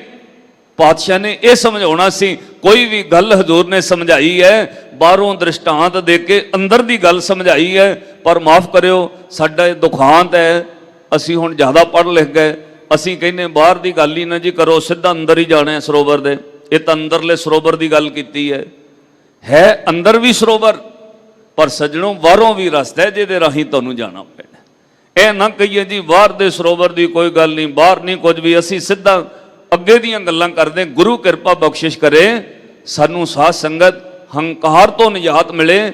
ਇਹ ਗਿਆਨ ਨੇ ਬੜੇ ਝਗੜੇ ਪਾਏ ਹੋਏ ਨੇ ਹੋਮੇ ਕਰਕੇ, ਮੈਨੂੰ ਆ ਵੀ ਪਤਾ ਹੈ। ਪਰ ਜਦੋਂ ਤੁਸੀਂ ਗੁਰੂ ਦੇ ਦਰ ਉੱਤੇ ਗਿਆਨ ਤੋਂ ਧਿਆਨ ਦਾ ਸਫ਼ਰ ਸ਼ੁਰੂ ਕਰੋਗੇ, ਉੱਥੇ तमाम ਗਿਆਨ ਛੱਡਣਾ ਪੈਂਦਾ ਹੈ। ਉੱਥੇ ਇਸ ਗੱਲ ਦਾ ਕੋਈ ਮਾਇਨਾ ਨਹੀਂ ਕਿਹਨੂੰ ਕਿੰਨੇ ਸਾਲ ਗਿਆਨ ਪੜ੍ਹਦਿਆਂ ਹੋ ਗਏ। 10ਵੇਂ ਪਾਤਸ਼ਾਹ ਨੇ ਤਾਂ ਮੋਹਰ ਹੀ ਲਾਤੀ, ਤੁਸੀਂ ਰੋਜ਼ ਪੜ੍ਹਦੇ ਹੋ, ਹੁਣ ਵੀ ਪੜ੍ਹ ਕੇ ਆਏ ਹੋ। ਕਹਿੰਦੇ ਗਿਆਨ ਦਾ ਕਾਹਦਾ ਮਾਣ ਕਰਦਾ ਬਈ? ਤੂੰ ਕਹਿੰਦੇ 10 ਸਾਲ 20 ਸਾਲ 30 ਸਾਲ 40 ਸਾਲ 50 ਸਾਲ ਹੋ ਗਏ ਤੈਨੂੰ ਕਥਾ ਕਰਦਿਆਂ, ਇਹ ਕੋਈ ਗਿਆਨ ਹੈ? ਠੀਕ ਹੈ, ਤੈਨੂੰ 50 ਸਾਲ ਹੋ ਗਏ ਹੋਣਗੇ, ਪਰ 10ਵੇਂ ਪਾਤਸ਼ਾਹ ਨੇ ਕਿਹਾ ਗਿਆਨ ਨਾਲ ਰੱਬ ਨਹੀਂ ਉਹ ਮਿਲਣਾ। 50 ਸਾਲ ਛੱਡ, ਸਾਰੀ ਉਮਰ ਵਿਖਿਆਨ ਕਰੀ ਚੱਲ, ਇਹ ਤਰੀਕਾ ਹੀ ਨਹੀਂ ਹੈ ਰੱਬ ਨੂੰ ਮਿਲਣ ਦਾ। ਜਿੱਦਣ ਮਿਲਣੇ ਗਿਆਨ ਚਾਹੀਦਾ, ਪਰ ਉਦਣ ਗਿਆਨ ਛੱਡ ਕੇ ਧਿਆਨ ਦਾ ਸਫ਼ਰ ਸ਼ੁਰੂ ਕਰਨਾ ਪੈਣਾ। ਵਾਸ ਕੀਓ ਬਖਿਆਨ ਸੋ ਬੈਠ ਕੇ, ਐਸੇ ਹੀ ਐਸੇ ਸੋ ਬੈਸ ਬਿਤਾਇਓ, ਸਾਚ ਕਹੂੰ ਸੁਨ ਲਿਓ, ਸਭੈ ਜਿਨ ਪ੍ਰੇਮ ਕੀਓ ਤੇ ਨਹੀਂ ਪ੍ਰਭ ਪਾਇਓ। ਜਦੋਂ ਪ੍ਰੇਮ ਤੇ ਧਿਆਨ ਦਾ ਸਫ਼ਰ ਸ਼ੁਰੂ ਹੋਇਆ, ਉਦੋਂ ਆਹ ਗੱਲ ਸ਼ੁਰੂ ਹੋਈ। ਕੋਈ ਗਿਆਨ ਨਹੀਂ, ਕੋਈ ਨਹੀਂ ਪੁੱਛਿਆ ਮਹਾਰਾਜ ਮੈਨੂੰ ਜੁਗਤ ਦੱਸੋ, ਮੈਨੂੰ ਜਾਪ ਦੱਸੋ, ਮੈਨੂੰ ਪਾਠ ਦੱਸੋ। ਨਹੀਂ, ਸਿੱਧਾ ਕਿਹਾ ਜਿਉਂ ਭਾਵੈ ਤਿਉਂ ਮੋਹਿ ਪ੍ਰਤਪਾਲ। ਮੈਨੂੰ ਨਹੀਂ ਕੁਝ ਵੀ ਆਉਂਦਾ, ਜਿਵੇਂ ਤੁਹਾਨੂੰ ਭਾਉਂਦਾ ਤਿਵੇਂ ਮੇਰੀ ਪ੍ਰਤਪਾਲਣਾ ਕਰੋ, ਮੈਨੂੰ ਔਗਣਾ ਤੋਂ ਬਚਾਵੋ। ਪਾਰ ਬ੍ਰਹਮ ਪਰਮੇਸ਼ਰ ਸਤਿਗੁਰ, ਹਮ ਬਾਰਿਕ ਤੁਮ ਪਿਤਾ ਕਿਰਪਾਲ। हे ਪਾਰ ਬ੍ਰਹਮ ਪਰਮੇਸ਼ਰ ਸਤਿਗੁਰੂ ਜੀ, ਕਿਰਪਾ ਕਰੋ, ਐਂ ਬਚਾਵੋ ਜਿਵੇਂ ਇੱਕ ਬਾਲਕ ਬੱਚੇ ਨੂੰ ਮਾਂ ਪਿਓ ਪਾਲਦੇ ਨੇ, ਐਦਾਂ ਪਾਲੋ। ਹੁਣ ਨਿੱਕੇ ਜਿਹੇ ਬੱਚੇ ਨੂੰ ਕੀ ਪਤਾ ਜੀ ਵੀ ਆਹ ਚੀਜ਼ ਗਰਮ ਹੈ, ਉਹਨੇ ਹੱਥ ਸਾੜ ਦੇਣਾ। ਉਹਦੇ ਕੋਲ ਤਾਂ ਗਰਮ ਪ੍ਰੈਸ ਵੀ ਆਪਾਂ ਪਰੇ ਰੱਖੀ ਦੀ ਹੈ, ਉਹਦੀ ਨਜ਼ਰ ਵਿੱਚ ਗਰਮ ਠੰਡਾ ਤੱਤਾ, ਉਹਨੂੰ ਨੌਲੇਜ ਗਿਆਨ ਨਹੀਂ ਹੈ। ਜਿਵੇਂ ਛੋਟੇ ਬੱਚੇ ਨੂੰ ਮਾਂ ਪਿਓ ਪਾਲਦੇ ਨੇ, ਐਦਾਂ ਗੁਰੂ ਅਰਜਨ ਦੇਵ ਮਹਾਰਾਜ ਕਹਿੰਦੇ ਅਰਦਾਸ ਕਰ, ਪਾਤਸ਼ਾਹ ਮੈਨੂੰ ਗੁਣ ਔਗਣ ਪਾਪ ਪੁੰਨ ਦਾ ਸਮਝ ਨਹੀਂ ਹੈ, ਪਤਾ ਨਹੀਂ ਮੇਰੇ ਕੋਲੋਂ ਕਿੰਨੇ ਕੌਗਣ ਹੋ ਜਾਂਦੇ ਨੇ, ਮਹਾਰਾਜ ਆਪ ਬਚਾਓ। ਤਾਈਓ ਤਾਂ ਅਰਦਾਸ ਕਰਨ ਨੂੰ ਕਿਹਾ, ਸਿੱਖਾ ਚਿੱਤ ਜੋੜ ਕੇ ਕਹਿ ਦਿਆ ਕਰ, ਪਾਤਸ਼ਾਹ ਲਾਜ ਤੇਰੇ ਹੱਥ ਹੈ, ਜਿਵੇਂ ਤੈਨੂੰ ਪਾਉਂਦਾ ਤਿਵੇਂ ਰੱਖ ਲਓ, ਸਾਨੂੰ ਗਿਆਨ ਦੀ ਗੱਲ ਨਾ ਕਹੋ। ਮਹਾਰਾਜ ਠੀਕ ਹੈ ਗਿਆਨ ਚਾਹੀਦਾ, ਪਰ ਅਸੀਂ ਆਪਣੇ ਗਿਆਨ ਨਾਲ ਫਿਰ ਧੋਖਾ ਖਾ ਜਾਾਂਗੇ ਕਿਤੇ। ਵੱਡੇ ਵੱਡੇ ਗਿਆਨੀ ਬੰਦੇ ਧੋਖੇ ਖਾ ਗਏ। ਇੱਥੇ ਕੋਈ ਇਸ ਤਰ੍ਹਾਂ ਦਾ ਦਾਅਵਾ ਨਹੀਂ ਹੈ ਜਿਨ੍ਹਾਂ ਨੂੰ ਲੋਕ 30-30 ਸਾਲ ਸੁਣਦੇ ਰਹੇ। ਜਿੱਦਣ ਗੁਰੂ ਨੇ ਮਿਹਰ ਦਾ ਹੱਥ ਚੁੱਕ ਲਿਆ, ਉਦੋਂ ਉਹਨਾਂ ਕੋਲੋਂ ਬਹੁਤ ਵੱਡੀਆਂ ਭੁੱਲਾਂ ਹੋਈਆਂ। ਇਸ ਲਈ ਗੁਰੂ ਅੱਗੇ ਹੱਥ ਜੋੜ ਕੇ ਅਰਦਾਸ, ਇੱਕੋ ਹੀ ਸਿਰਫ ਰਸਤਾ ਹੈ ਜਿੱਥੇ ਗੁਰੂ ਨੂੰ ਸਮਰਪਣ ਹੋ ਕੇ ਕਹਿਣਾ, ਪਾਤਸ਼ਾਹ ਜੀ ਕਿਰਪਾ ਕਰੋ, ਜਿਉਂ ਜਾਨੋ ਤਿਉਂ ਰਾਖ ਹਰ ਪ੍ਰਭ ਤੇਰੇ ਆ। ਜਿਉਂ ਜਾਨੋ ਤਿਉਂ ਰਾਖ ਹਰ ਪ੍ਰਭ ਤੇਰੇ ਆ। ਜਿਉਂ ਜਾਨੋ ਤਿਉਂ ਰਾਖ ਹਰ ਪ੍ਰਭ, ਗੱਜ ਕੇ ਜਿਉਂ ਜਾਨੋ ਤਿਉਂ ਰਾਖ ਹਰ ਪ੍ਰਭ ਜੀ। ਜਿਉਂ ਜਾਨੋ ਤਿਉਂ ਰਾਖ ਹਰ ਪ੍ਰਭ ਤੇਰੇ ਆ। ਜਿਉਂ ਜਾਨੋ ਤਿਉਂ ਰਾਖ ਹਰ ਪ੍ਰਭ ਤੇਰੇ ਆ। ਜਿਉਂ ਜਾਨੋ ਤਿਉਂ ਰਾਖ ਹਰ ਪ੍ਰਭ ਤੇਰੇ ਆ। ਜਿਉਂ ਜਾਨੋ, ਤੇ ਜੇ ਰੱਬ ਗਿਣਨ ਲੱਗ ਜਾਏ ਨਾ ਵੀ ਗੁਣ ਔਗਣ ਕਿੰਨੇ ਆ, ਫਿਰ ਤਾਂ ਆਹ ਰਿਜ਼ਲਟ ਨਿਕਲਣਾ, ਕਿਤੇ ਗਣੋ ਅਸੰਖ ਅਵਗਣ ਮੇਰੇ ਆ। ਕਿਤੇ ਗਣੋ ਅਸੰਖ ਅਵਗਣ ਮੇਰੇ ਆ। ਕਿਤੇ ਗਣੋ ਅਸੰਖ ਅਵਗਣ ਮੇਰੇ। ਕਿਤੇ ਗਣੋ ਅਸੰਖ ਅਵਗਣ ਜੀ। ਜਿਉਂ ਜਾਨੋ ਤਿਉਂ ਰਾਖ ਹਰ ਪ੍ਰਭ ਤੇਰੇ ਆ। ਜਿਉਂ ਜਾਨੋ ਤਿਉਂ ਰਾਖ ਹਰ ਪ੍ਰਭ ਤੇਰੇ ਆ। ਜਿਉਂ ਜਾਨੋ ਤਿਉਂ,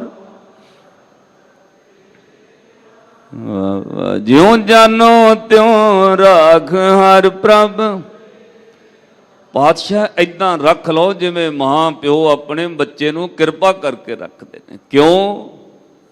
ਚੰਚਲ ਮਤ ਬਾਰਕ ਬਪੁਰੇ ਕੀ, ਸਰਪ ਅਗਨ ਕਰ ਮਿਲੇ। ਬੱਚੇ ਦੀ ਅਣਜਾਣ ਬੁੱਧ ਹੈ, ਉਹ ਤਾਂ ਅੱਗ ਨੂੰ ਵੀ ਚੁੱਕ ਲੈਂਦਾ, ਉਹ ਤਾਂ ਸੱਪ ਨੂੰ ਵੀ ਰੱਸੀ ਸਮਝ ਲੈਂਦਾ। ਪਾਤਸ਼ਾਹ ਕਿਰਪਾ ਕਰੋ, ਇਦਾਂ ਸਾਨੂੰ ਬਚਾਓ। ਇਸ ਤਰ੍ਹਾਂ ਪਾਤਸ਼ਾਹ ਅੱਗੇ ਕਿਰਪਾ ਕਰਕੇ ਬਖਸ਼ਿਸ਼ ਕਰ ਰਹੇ ਹਨ। ਵਿਸ਼ਰਾਮ ਦੇ ਕੇ ਸਤਿਗੁਰ ਜੀ ਬਖਸ਼ਿਸ਼ ਕਰ ਰਹੇ ਹਨ। ਮੋਹਿ ਨਿਰਗੁਣ ਗੁਣ ਨਾਹੀ ਕੋਈ, ਪਹੁੰਚ ਨ ਸਕੋ ਤੁਮਰੇ ਕਾਲ। ਇਹ ਅਰਦਾਸ ਕਰਨੀ ਧਿਆਨ ਦੀ ਦੁਨੀਆ ਜਾ ਕੇ, ਪਾਤਸ਼ਾਹ ਮੋਹਿ ਨਿਰਗੁਣ ਗੁਣ ਨਾਹੀ ਕੋਈ, ਕੋਈ ਗੁਣ ਨਹੀਂ ਹੈ।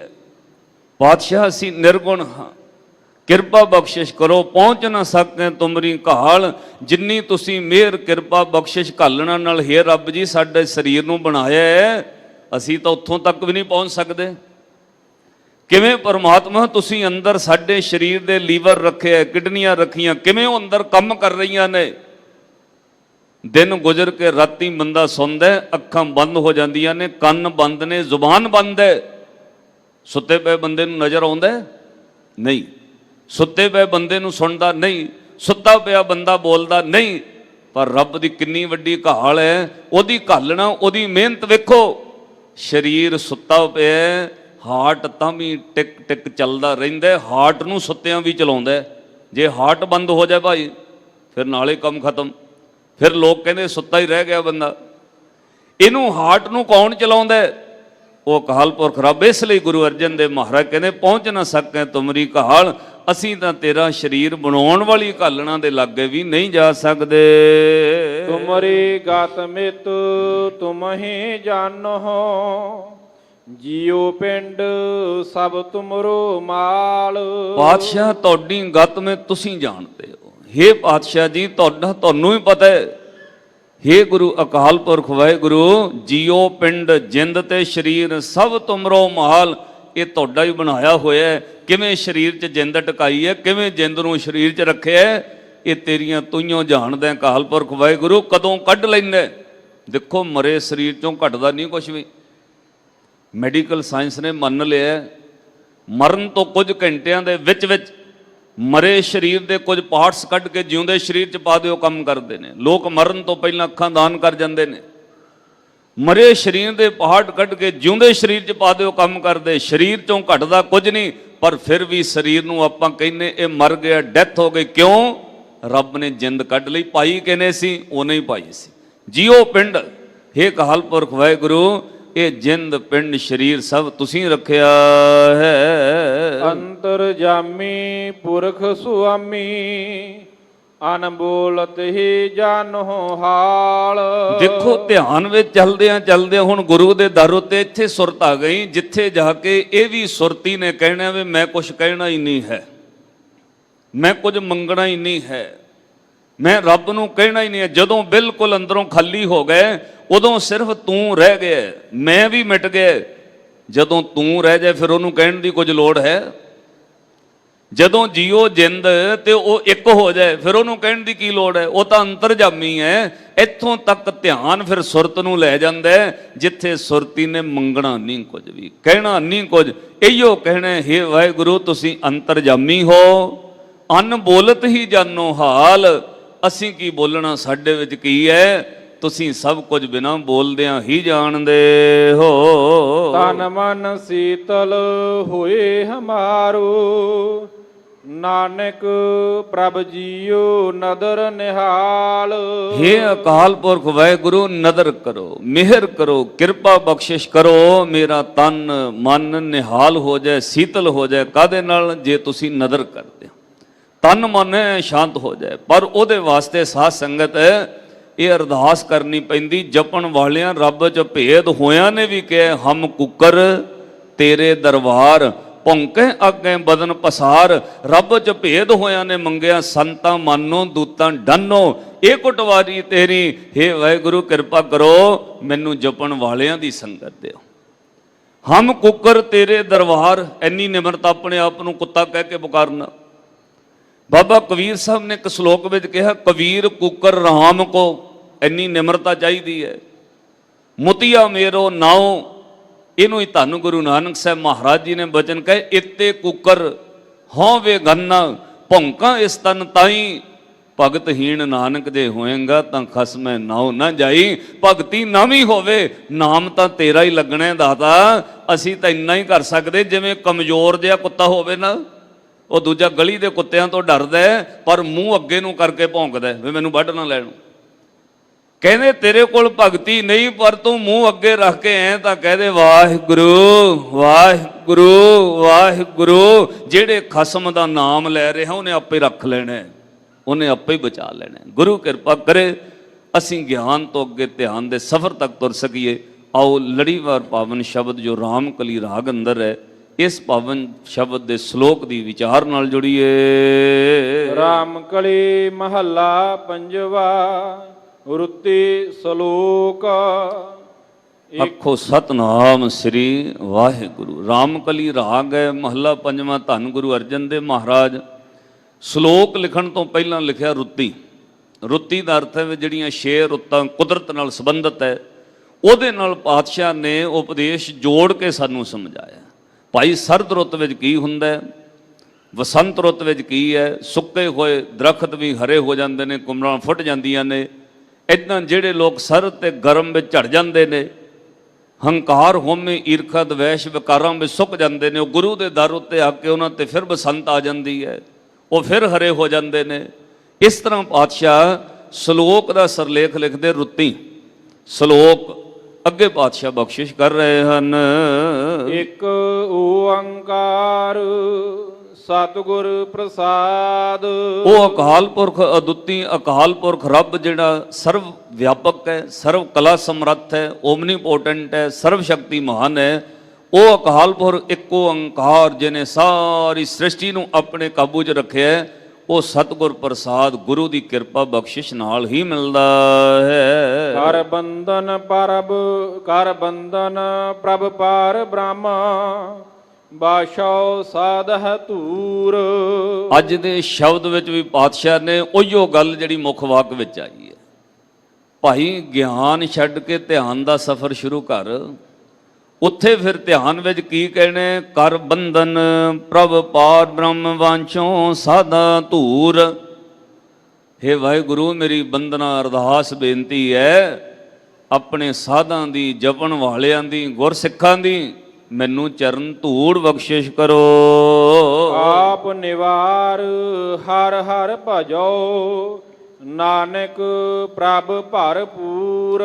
ਮੇਰੇ ਅੰਦਰੋਂ ਆਪਾ ਖਤਮ ਹੋ ਜਾਏ, ਹਉਮੈ ਹੰਕਾਰ ਮਿਟ ਜਾਏ। ਆਪਾ ਛੱਡ ਕੇ ਹੇ ਵਾਹਿਗੁਰੂ ਮੈਂ ਤੇਰਾ ਨਾਮ ਭਜ ਸਕਾਂ, ਜਪ ਸਕਾਂ। ਕਿਰਪਾ ਕਰੋ ਨਾਨਕ ਪ੍ਰਭ ਭਰਪੂਰ। ਤੁਸੀਂ ਤਾਂ ਨੱਕੋ ਨੱਕ ਭਰੇ ਹੋਏ ਹੋ, ਪਰ ਸਾਡੇ ਕੋਲੋਂ ਹੀ ਉਹ ਰਸ ਪੀਤਾ ਨਹੀਂ ਜਾਂਦਾ। ਕਿਉਂ? ਅਸੀਂ ਆਪੇ ਵਿੱਚ ਆ, ਹੰਕਾਰ ਵਿੱਚ ਆ। ਚਰਨ ਧੂੜ ਦੀ ਸਾਧ ਸੰਗਤ ਵਡਿਆਈ ਹੈ ਗੁਰਮਤ ਦੇ ਅੰਦਰ। ਪਾਤਸ਼ਾਹ ਨੇ ਬਚਨ ਕਹੇ ਚਰਨ ਧੂੜ ਦਾ ਅਰਥ ਵੈਸੇ ਜੇ ਵਿਦਵਤਾ ਗਿਆਨ ਨਾਲ ਕਰਦੇ ਨੇ ਉਹ ਵੀ ਠੀਕ ਹੈ, ਮਾੜੀ ਗੱਲ ਨਹੀਂ ਹੈ, ਗਿਆਨ ਦੀ ਨਿੰਦਿਆ ਨਹੀਂ ਕਰਨੀ ਚਾਹੀਦੀ। ਪਰ ਗਿਆਨ ਤੋਂ ਅੱਗੇ ਵੀ ਆਪਾਂ ਵਧਣਾ ਹੈ। ਗਿਆਨ ਤੱਕ ਹੀ ਨਾ ਝਗੜੇ ਵਿੱਚ ਰਹੀਏ। ਐਂ ਤਾਂ ਗੱਡਿਆਂ ਦੇ ਗੱਡੇ ਭਰ ਕੇ ਬ੍ਰਹਮਦਾਸ ਨੇ ਗਿਆਨ ਦੇ ਰੱਖੇ ਹੋਏ ਸੀ।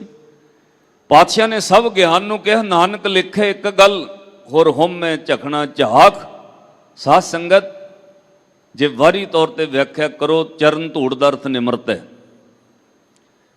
ਜੇ ਤੁਸੀਂ ਹੋਰ ਗਹਿਰਾਈ ਵਿੱਚ ਜਾਓ, ਅਧਿਆਤਮ ਦੇ ਅਰਥ ਡਾਕਟਰ ਰਤਨ ਸਿੰਘ ਜੱਗੀ ਉਹਨਾਂ ਨੇ ਗੁਰੂ ਗ੍ਰੰਥ ਸਾਹਿਬ ਜੀ ਦਾ ਸ਼ਬਦਕੋਸ਼ ਲਿਖਿਆ ਹੈ। ਉੱਥੇ ਚਰਨ ਧੂੜ ਦਾ ਅਰਥ ਲਿਖਿਆ ਹੋਇਆ ਕਿਸੇ ਬੰਦਗੀ ਪੁਰਸ਼ ਦੇ ਨੰਗੇ ਪੈਰ ਜਦੋਂ ਧਰਤੀ ਦੇ ਕਣਾਂ ਨਾਲ ਛੂੰਹਦੇ ਨੇ ਉਹਨੂੰ ਚਰਨ ਧੂੜ ਕਹਿੰਦੇ ਨੇ। ਉਹਦੇ ਵਿੱਚ ਬਹੁਤ ਕੁਝ ਭਰਦਾ ਹੈ। ਜਿਹਨੂੰ ਪਾਤਸ਼ਾਹ ਨੇ ਕਿਹਾ ਦਾਨ ਮਹਿੰਡਾ ਤਲੀ ਖਾਕ। ਤਲੀ ਕਹਿੰਦੇ ਨੇ ਪੈਰ ਨੰਗੇ ਹੋਣ ਤਾਂ। ਦਾਨ ਮਹਿੰਡਾ ਤਲੀ ਖਾਕ ਜੇ ਮਿਲੇ ਤਾਂ ਮਸਤਕ ਲਾਈਐ, ਕੂੜਾ ਲਾਲਚ ਛੱਡੀਐ ਹੋਏ ਇੱਕ ਮਨ ਅਲਖ ਧਿਆਈਐ। ਮੰਗਣਾ ਹੈ ਪਾਤਸ਼ਾਹ ਐਸੇ ਗੁਰਸਿੱਖਾਂ ਦੀ ਚਰਨ ਧੂੜ ਦਿਓ। ਸਾਧ ਸੰਗਤ ਐਵੇਂ ਥੋੜੀ ਆਪਾਂ ਇਸ ਜਗ੍ਹਾ ਤੇ ਥਾਂ ਥਾਂ ਨਮਸਕਾਰ ਕਰਦੇ ਹੋ। ਪਤਾ ਕਿਉਂ? ਗੁਰੂ ਰਾਮਦਾਸ ਮਹਾਰਾਜ ਤੋਂ ਮੰਗੀਏ ਪਾਤਸ਼ਾਹ ਆਪਣੇ ਬਖਸ਼ਿਆਂ ਦੀ ਕਿਤੇ ਚਰਨ ਧੂੜ ਹੋਵੇ, ਉੱਥੇ ਸਾਡਾ ਮਸਤਕ ਲੱਗ ਜਾਏ, ਸਾਡੇ ਵੀ ਕਰਮ ਬਦਲ ਜਾਣ। ਸੱਚੇ ਪਾਤਸ਼ਾਹ ਬਖਸ਼ਿਸ਼ ਕਰਦੇ। ਚਰਨ ਧੂੜ ਨਾਲ ਫਿਰ ਕੀ ਹੁੰਦਾ ਹੈ? ਕਿਲ ਵਿਖ ਕਾਟਨ ਭੈ ਹਰਣਾ ਸੁਖ ਸਾਗਰ ਹਰ ਰਾਏ। ਭਿਆਨਕ ਪਾਪ ਨਾਸ਼ ਹੋ ਜਾਂਦੇ ਨੇ ਚਰਨ ਧੂੜ ਨਾਲ। ਕਿਲ ਵਿਖ ਕਾਟਣ ਭੈ ਹਰਨ, ਅੰਦਰੋਂ ਡਰ ਖਤਮ ਹੋ ਜਾਂਦਾ ਹੈ। ਗੁਰ ਸਾਗਰ ਹਰ ਰਾਏ, ਉਹ ਸੁੱਖਾਂ ਦੇ ਸਾਗਰ ਗੁਰੂ ਦੇ ਨਾਲ, ਰੱਬ ਨਾਲ ਮਿਲਾਪ ਹੁੰਦਾ ਹੈ। ਦੀਨ ਦਿਆਲ ਦੁਖ ਭੰਜਨੋ ਨਾਨਕ ਨੀਤ ਧਿਆਏ। ਕਹਿੰਦੇ ਫਿਰ ਗੁਰੂ ਦੀ ਕਿਰਪਾ ਬਖਸ਼ਿਸ਼ ਹੁੰਦੀ, ਪਾਪ ਕੱਟੇ ਜਾਂਦੇ ਨੇ। ਉਹੀਓ ਮਨ ਜਿਹੜਾ ਪਾਪ ਸੋਚਦਾ, ਉਹੀਓ ਮਨ ਜਿਹੜਾ ਬੁਰਾ ਸੋਚਦਾ, ਉਹੀਓ ਮਨ ਜਿਹੜਾ ਡਰ ਭੈ ਵਿੱਚ ਹੈ, ਉਹ ਦੀਨ ਦਿਆਲੂ ਅਕਾਲ ਪੁਰਖ ਵਾਹਿਗੁਰੂ ਦੇ ਦੁੱਖ ਭੰਜਨ ਨਾਮ ਨਾਲ ਜੁੜ ਕੇ ਨਿਤ ਧਿਆਉਂਦਾ, ਫਿਰ ਨਿਤ ਜਪਦਾ। ਉਹਦੇ ਅੰਦਰ ਅਡੋਲਤਾ ਸਥਿਰਤਾ ਆ ਜਾਂਦੀ ਹੈ, ਉਹ ਅਡੋਲ ਹੋ ਜਾਂਦਾ ਹੈ। ਭਾਈ ਸੁਬੇਗ ਸਿੰਘ ਜੀ, ਭਾਈ ਸ਼ਾਹਬਾਜ਼ ਸਿੰਘ ਜੀ ਦੋਵੇਂ ਪਿਓ ਪੁੱਤ ਨੂੰ ਹਕੂਮਤ ਨੇ ਕੈਦ ਕਰ ਲਿਆ। ਸ਼ਾਹਬਾਜ਼ ਸਿੰਘ ਦੀ ਉਮਰ ਛੋਟੀ ਹੈ, ਹਕੂਮਤ ਡਰਾਉਂਦੀ ਰਹੀ, ਧਮਕਾਉਂਦੀ ਰਹੀ, ਭੁੱਖਾ ਪਿਆਸਾ ਰੱਖਿਆ। ਅਖੀਰ 5ਵੇਂ ਦਿਨ ਜਾ ਕੇ ਕਹਿ ਦਿੱਤਾ ਭਾਈ ਸੁਬੇਗ ਸਿੰਘ ਨੂੰ ਵੀ ਤੇਰਾ ਪੁੱਤਰ ਡੋਲਣ ਲੱਗਾ ਹੈ। ਇੱਕਦਮ ਚਿਹਰਾ ਪੀਲਾ ਫਿਰ ਗਿਆ। ਤੇਰੇ ਪੁੱਤ ਨੇ ਤਸੀਹੇ ਚੱਲਦਿਆਂ ਥੋੜਾ ਡਰ ਗਿਆ, ਭੈ ਵਿੱਚ ਆ ਗਿਆ, ਉਹਨੂੰ ਲਾਲਚ ਦਿੱਤੇ ਨੇ ਅੰਦਰ ਦੇ, ਕਿਉਂਕਿ ਭਾਈ ਸੁਬੇਗ ਸਿੰਘ ਨੌਕਰੀ ਕਰਦੇ ਰਹੇ ਨੇ ਹਕੂਮਤ ਕੋਲ। ਅੰਦਰ ਦੇ ਬੰਦਿਆਂ ਦੱਸਿਆ ਤੇਰਾ ਪੁੱਤਰ ਡੋਲਣ ਲੱਗਾ ਹੈ। ਉਹਨੇ ਫੈਸਲਾ ਕੱਲ ਤੱਕ ਕਰ ਲਿਆ, ਕੱਲ ਨੂੰ ਸਿੱਖੀ ਛੱਡ ਦੇਗਾ। ਭਾਈ ਸੁਬੇਗ ਸਿੰਘ ਅੰਦਰੋਂ ਡਰ ਗਏ, ਮਨ ਉਦਾਸ ਹੋਇਆ। ਇੱਕਦਮ ਖਿਆਲ ਆਇਆ, ਦਾਤਿਆ ਤੇਰੇ ਦਰ ਦੇ ਸਿੱਖਾਂ ਦੀ ਚਰਨ ਧੂੜ ਵਿੱਚ ਬੜੀ ਵੱਡੀ ਬਖਸ਼ਿਸ਼ ਹੈ। ਉਹਨਾਂ ਕਿਹਾ ਮੈਨੂੰ ਇੱਕ ਵਾਰ ਮੇਰੇ ਪੁੱਤ ਨਾਲ ਮਿਲਾ ਦਿਓ। ਮਿਲਾਪ ਕਰ ਦਿੱਤਾ। ਦੂਜੇ ਦਿਨ ਜਦੋਂ ਪਿਓ ਪੁੱਤ ਦਾ ਮਿਲਾਪ ਹੋਇਆ, ਦਸਮ ਪਿਤਾ ਗੁਰੂ ਗੋਬਿੰਦ ਸਿੰਘ ਮਹਾਰਾਜ ਦੇ ਚਰਨਾਂ ਦਾ ਧਿਆਨ ਧਰਿਆ, ਸ੍ਰੀ ਗੁਰੂ ਗ੍ਰੰਥ ਸਾਹਿਬ ਮਹਾਰਾਜ ਦੀ ਬਾਣੀ ਦੇ ਉਪਦੇਸ਼ ਦਾ ਧਿਆਨ ਧਰਿਆ। ਔਰ ਸਾਧ ਸੰਗਤ, ਜਿੱਥੇ ਸਿੱਧਕੀ ਭਾਈ ਸੁਬੇਗ ਸਿੰਘ ਖੜੇ ਨੇ, ਆਪਣੇ ਪੈਰ ਪਿਛਾਂ ਕਰਕੇ ਆਪਣੇ ਪੈਰਾਂ ਦੀ ਚਰਨ ਧੂੜ ਚੁੱਕ ਕੇ ਆਪਣੇ ਪੁੱਤ ਦੇ ਮੱਥੇ ਨੂੰ ਲਾ ਦਿੱਤੀ। ਕਹਿੰਦੇ ਜਾਓ ਏ, ਹੁਣ ਗੁਰੂ ਦੇ ਸਿੱਖ ਦੀ ਚਰਨ ਧੂੜ ਇੱਕ ਸਿੱਖ ਦੇ ਬੱਚੇ ਦੇ ਮਸਤਕ ਨੂੰ ਲੱਗ ਗਈ ਹੈ। ਹੁਣ ਸਿਰ ਝੁਕ ਨਹੀਂ ਸਕਦਾ, ਸਿਰ ਕੱਟਿਆ ਤਾਂ ਜਾ ਸਕਦਾ ਹੈ। ਚਰਨ ਧੂੜ ਵਿੱਚ ਇੰਨੀ ਵੱਡੀ ਬਖਸ਼ਿਸ਼ ਹੈ, ਕਰਮ ਬਦਲ ਜਾਂਦੇ ਨੇ। ਅੱਜ ਪਾਤਸ਼ਾਹ ਕਹਿੰਦੇ ਕਿਲ ਵਿਖ ਕਾਟਣ ਭੈ ਹਾਰਣ ਸੁਖ ਸਾਗਰ ਹਰ ਰਾਏ। ਇਹ ਚਰਨ ਧੂੜ ਦੀ ਬਖਸ਼ਿਸ਼ ਹੈ। ਪਰ ਜਦੋਂ ਮਨ ਅੰਦਰੋਂ ਖਾਲੀ ਹੋ ਜਾਏ, ਫਿਰ ਅਕਾਲ ਪੁਰਖ ਵਾਹਿਗੁਰੂ ਦਾ ਨਾਮ ਉਹ ਨਿੱਤ ਤੇ ਆਉਂਦਾ ਹੈ। ਸ਼ਲੋਕ ਦੀ ਵਿਚਾਰ ਆਪਾਂ ਕਰ ਲਈਏ, ਸ਼ੰਤ ਦੀ ਵਿਚਾਰ ਕੱਲ ਕਰਾਂਗੇ। ਕੱਲ ਦੀ ਇੱਕ ਹਾਜ਼ਰੀ ਹੋਰ ਹੈ। ਇੱਕ ਵਾਰ ਚਿੱਤ ਜੋੜ ਕੇ ਸਾਰੇ ਪਿਆਰ ਨਾਲ ਆਖੋ ਸਤਨਾਮ ਸ੍ਰੀ ਸਤਿਗੁਰੂ ਗੁਰੂ ਰਾਮਦਾਸ ਮਹਾਰਾਜ ਕਿਰਪਾ ਬਖਸ਼ਿਸ਼ ਕਰਨ, ਭੁੱਲਾਂ ਗਲਤੀਆਂ ਦੀ ਖਿਮਾ ਬਖਸ਼ਣੀ। ਸਾਧ ਸੰਗਤ, ਗੁਰੂ ਗ੍ਰੰਥ ਸਾਹਿਬ ਮਹਾਰਾਜ ਜੀ ਇਸੇ ਤਰ੍ਹਾਂ ਆਪਾਂ ਸਾਰਿਆਂ ਨੂੰ ਆਪਣੇ ਚਰਨਾਂ ਨਾਲ ਜੋੜਨ। ਸ੍ਰੀ ਗੁਰੂ ਰਾਮਦਾਸ ਮਹਾਰਾਜ ਜੀਆਂ ਦਾ ਕੋਟਾਨ ਕੋਟ ਸ਼ੁਕਰਾਨਾ। ਸਮੁੱਚੇ ਪ੍ਰਬੰਧ ਦਾ, ਸਿੰਘ ਸਾਹਿਬ ਜੀ ਦਾ ਧੰਨਵਾਦ। ਆਪ ਸੰਗਤਾਂ ਦਾ ਧੰਨਵਾਦ ਜੋ ਚਰਨ ਧੂੜ ਲੈ ਕੇ ਆਉਂਦੇ ਹੋ। ਭੁੱਲ ਚੁੱਕ ਦੀ ਖਿਮਾ ਬਖਸ਼ਣੀ। ਇੰਨੀਆਂ ਬੇਨਤੀਆਂ ਪ੍ਰਵਾਨ ਕਰਨੀਆਂ। ਆਖਰੀ ਪੰਕਤੀ ਸਰਵਣ ਕਰੋ ਜੀ, ਫਿਰ ਸਮਾਪਤੀ ਹੈ। ਕਿਲ ਵਿਖ ਕਾਟਣ ਭੈ ਹਰਣ ਸੁਖ ਸਾਗਰ ਹਰ ਰਾਏ। ਦੀਨ ਦਇਆਲ ਦੁਖ ਭੰਜਨੋ ਨਾਨਕ ਨੀਤ ਧਿਆਏ। ਵਾਹਿਗੁਰੂ ਜੀ ਕਾ ਖਾਲਸਾ, ਵਾਹਿਗੁਰੂ ਜੀ ਕੀ ਫਤਿਹ। ਵਾਹਿਗੁਰੂ ਜੀ ਕਾ ਖਾਲਸਾ, ਵਾਹਿਗੁਰੂ ਜੀ ਕੀ ਫਤਿਹ। ਸ਼ੇਰੇ ਪੰਜਾਬ ਗੁਰਬਾਣੀ YouTube ਚੈਨਲ ਨੂੰ ਵੱਧ ਤੋਂ ਵੱਧ ਸਬਸਕ੍ਰਾਈਬ ਕਰੋ ਤੇ ਇਸ ਤੇ ਗੁਰਬਾਣੀ, ਸ਼ਬਦ ਕੀਰਤਨ ਤੇ ਇਤਿਹਾਸ ਨਾਲ ਵੱਧ ਤੋਂ ਵੱਧ ਜੁੜ ਕੇ ਆਨੰਦ ਮਾਣੋ ਤੇ ਆਪਣੀ ਜ਼ਿੰਦਗੀ ਨੂੰ ਸਫਲ ਕਰੋ। ਵਾਹਿਗੁਰੂ ਜੀ ਕਾ ਖਾਲਸਾ, ਵਾਹਿਗੁਰੂ ਜੀ ਕੀ ਫਤਿਹ।